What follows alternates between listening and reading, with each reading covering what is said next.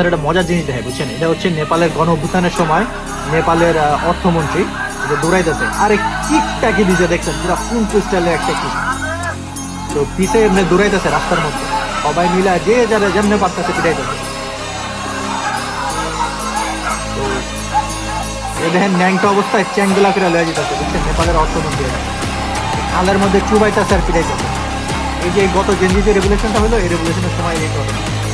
তো আপনারা যারা সংবিধান পরিষদ, সংবিধান সংস্কার পরিষদ করতে যাচ্ছেন না, বা যে গাফিলতি শুরু করছেন, সব সংস্কার করেন না করেন, অ্যাটলিস্ট এই সংস্কারটা করেন যে কেউ যাতে এনজি বা জেন আলফা যারা আসতেছে, এরা যাতে চাইলেও মন্ত্রী পরিষদের কাউরে রাস্তায় ফালায়া ন্যাংটা করে ফিরাইতে না পারে, বুঝছেন? কারণ এরপরে যে গণ অভ্যুত্থানটা হবে, এখানে দেখা যাবে যে ব্যাপারটা এরকম হয়েছে যে কোনো এক মন্ত্রী টন্ত্রী এগুলারে রাস্তায় পাইলে দেখা যাবে পুরাবার ফিরাইতেছে আর কইতেছে এটা তো সংবিধানে নাই।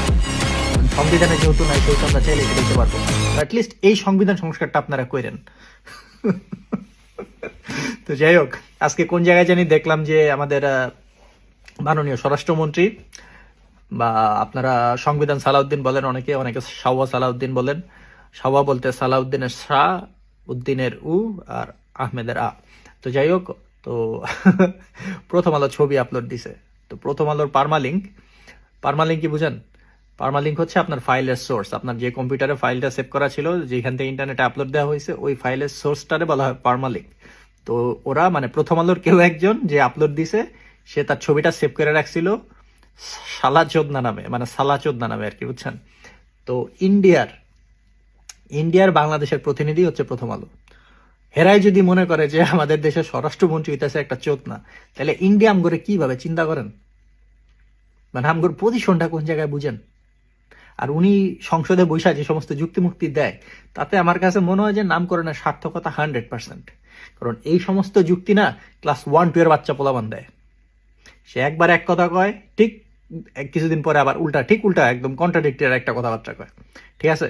মানে তার যখন যেটা লাগবে সে ঠিক তখন সেটা নিয়ে হাজির হয়, যে আমাকে এখানকার ফিনল্যান্ডের মতো আর কি, হয়েছে মদ বেচ্চা মসজিদের সভাপতি। বুঝছেন?